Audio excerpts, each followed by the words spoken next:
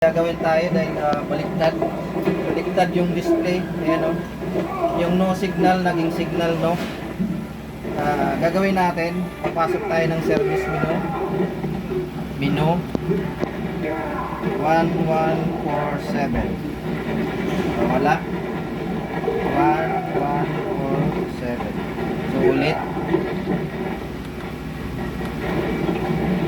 1147. Ayan. Dito yan lalabas. So yan. Papasok tayo dito sa General Tory. Kasi General Tory to. Panel settings. Tapos panel mirror. So naka-on, i-off natin. So exit. Exit.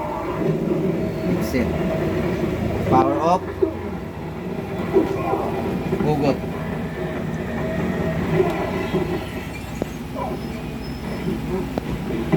Saksak. Power on.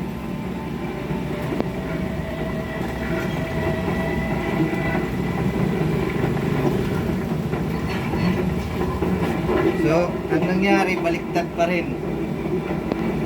Pero, dilipat na natin yung mirror sa off dahil naka-on. Yan ang nangyari. Baliktad pa rin. So, paano natin masusolusyonan ito?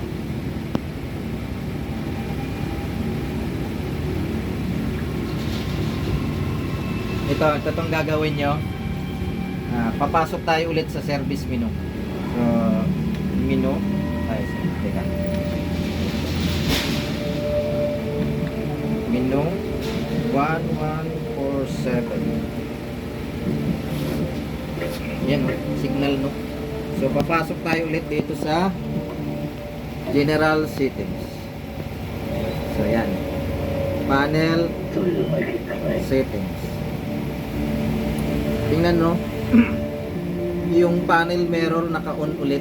Dapat naka-off yan. Paano natin may off yan? Off natin.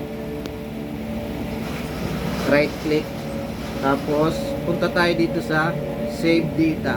Nakalagay ay no save. So i-okay natin yan. So naka-okay na. Exit tayo. Exit. Exit.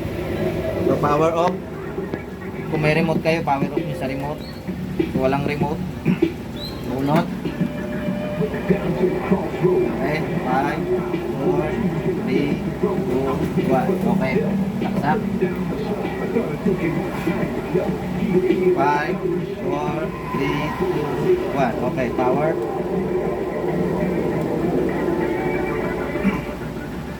Kita nyo? Bumaliktad na yung ace. Nasa ano na. Thanks. Coma. Ayan na.